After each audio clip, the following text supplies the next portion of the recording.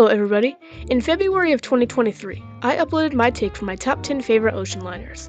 But now I will be going over my top 10 favorite Great Lakes vessels. But before we begin, if you are new to the channel, make sure to hit the subscribe button and turn on notifications so you never miss any new uploads from the channel. First off, let me discuss my criteria for how I'm ranking these vessels. Number 1, did these vessels have long and successful careers? 2, were they a huge role in innovation on the Great Lakes? And finally, number 3, did these vessels have good aesthetics, in my opinion? I must also point out that some of the ships on this list are still in operation as this video is released, and I am a little biased for some of these picks. With that out of the way, here are the top 10 greatest vessels on the Great Lakes, in my opinion. Number 10, the St. Crapo. The Crapo has operated on the Great Lakes longer than most others. She entered service in 1927 and was finally scrapped in 2022 after 95 years of service.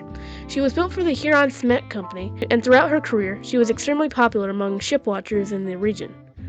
She was among the first, along with her running mate, the John W. Boardman, to incorporate a self-unloading mechanism into the vessel, and set a precedent for not only future cement carriers, but future lakers in general, which is why the Crapo is even on this list. Number 9, the William Clay Ford. And this one may surprise you. The William Clay Ford was one of the most successful ships to operate on the Great Lakes. When she was scrapped in 1987, her pilot house was preserved and is now on display at Belle Isle State Park in Detroit. But the main reason why I put the William Clay Ford on this list is because the vessel was involved in the search and rescue operation of the Edmund Fitzgerald. While neither any of the other ships and Coast Guard in the area found any survivors of the Fitzgerald, her crew were willing to battle that fierce November gale. That's the reason she makes my top 10. Number 8, the Stewart J. Cort. The Stewart J. Cort, which is still in operation on the Great Lakes as this video is released, was the first 1,000-footer on the Great Lakes. On top of that, she was the last Ford pilot house laker ever built when she entered service in 1972. Today, there are only about 20 Ford pilot house lakers left in service on the Great Lakes, and the Stewart J. Cort is one of them. But on the other hand, she is one of about a dozen 1,000-footers on the Great Lakes, and she set the precedent for all future vessels on the Great Lakes to come.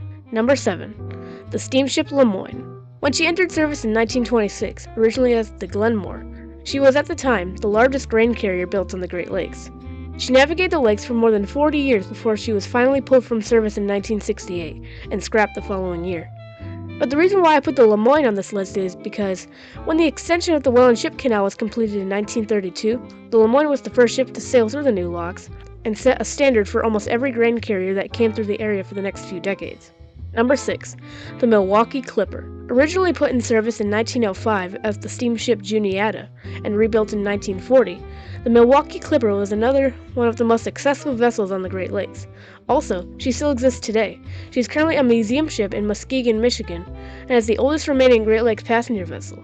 But the reason why the Clipper makes my list is because not only did she have a successful career, but over her decades navigating these waters, she was beloved by all who sailed on her. And another thing, some of the other ships on my list do still exist today as museum ships, or they are still in operation. Number 5, the R.J. Hackett. Now this one probably isn't a surprise to most of you. The R.J. Hackett was the first vessel on the Great Lakes to adopt the design that almost all the freighters on the lakes would use for the next century. She and other early lakers all had wooden hulls, mainly because of the abundance of lumber in the region. But despite that, even as ships began to adopt steel hulls by the turn of the 20th century, the Hackett ultimately set the precedent for what came in the future. The reason why the Hackett isn't further up this list is because not much information about the ship exists, and the ship met a tragic demise. In November of 1905, while the Hackett was carrying a load of coal from Cleveland to Marinette, the ship caught on fire and sank on Lake Michigan. But despite that, she still had quite a bit of significance shaping commerce on the Great Lakes. Number 4, the Colonel James M. Schoonmaker. This vessel, which also still exists today as a museum ship, is also another one of the most successful ships to navigate the Great Lakes. She entered service in 1911 and was finally pulled from service in 1980 after nearly 70 years of service. There are 3 reasons why she makes my top 5. First, when she entered service, she earned the title Queen of the Lakes, which she held for nearly 3 years, and she was among the first lakers to surpass 600 feet in length. Second, the ship is now docked at the National Museum of the Great Lakes in Toledo, Ohio, where you can walk aboard the ship. And finally, I really admire her sleek green hull.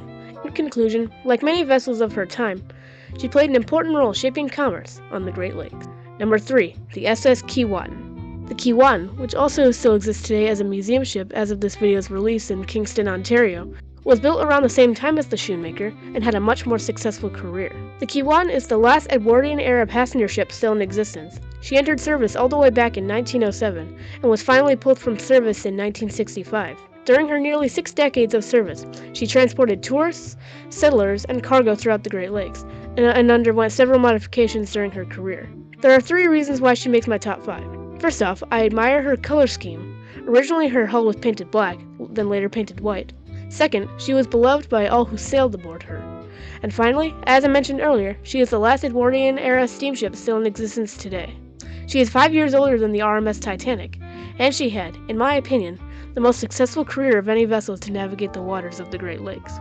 Number 2, the Arthur M. Anderson. This one is probably not a surprise to most of you, since the Arthur M. Anderson was the vessel that was following the Edmund Fitzgerald on the night she sank, even being the primary vessel who carried out the search for the survivors of the Fitzgerald, and although none were found, the Anderson was the primary vessel that did so. By the way, the Arthur M. Anderson is still in operation today as this video is released, still showing us that parts of the Edmund Fitzgerald story are still around today. Before I reveal my number 1 pick, I would like to give 2 honorable mentions. First, the steamer H.B. Hackett, which was one of the vessels that was stranded during the Great Lakes storm of 1913, where the captain of the vessel told the 18-year-old wheelsman to turn away from the shore to avoid running aground on the beach. However, although the wheelsman was inexperienced, he knew that if the ship turned back into open water, the monstrous waves would turn them over. So he defied the captain's orders and had the ship sail straight towards the shore where they grounded near the mouth of the St. Clair River, and this effort proved to save them from the worst of the storm. And second, the freighter Alpina, which is still in operation as of this video's release date, and is currently the oldest vessel still in operation on the lakes. She was built during the Second World War to increase the amount of iron ore and raw material that could be transported. And even today, more than 8 decades after entering service, she still remains as one of only a handful of forward pilothouse Lakers left on the Great Lakes. And finally, my favorite Great Lakes vessel is the motor vessel Frontenac. Not only is this ship still in operation as this video was released, but I have also seen this ship on the St. Lawrence Seaway. But the reason why the Frontenac is number 1 for me is not entirely about its impact in Great Lakes commerce, but also the impact from my YouTube channel. Not long after I saw the ship, I was recognized by the St. Lawrence Seaway Shipwatchers Network, and now, every so often, I go on a podcast with Michael Folsom from the Shipwatchers Network. Don't get me wrong, the Frontenac has had a very successful career when she entered service in 1968. She underwent several modifications throughout her career, and she is a Seaway Max vessel, and she is one of the few, if not only forward pilothouse Lakers on the Great Lakes that can go through the Welland Ship Canal and St. Lawrence Seaway. And by the way, she was involved in the search and rescue for the Edmund Fitzgerald, and that is ultimately why she makes the top of my list. So there you have it. Those are my top 10 favorite vessels to ever navigate the Great Lakes. The ones who have had the most impact on Great Lakes transportation and commerce more than any other. Let me know your thoughts down in the comments below. And let me know if you want me to make a follow-up where I go over my least favorite vessels on the Great Lakes. If you have an interest in some of the vessels on this list, be sure to check out some of my other videos about Great Lakes maritime history, linked down in the description. But anyways, thanks for watching. If you are new to the channel, make sure to hit the subscribe button and turn on notifications so you never miss any new uploads. But as always, thanks for watching, and I'll see you in the next one.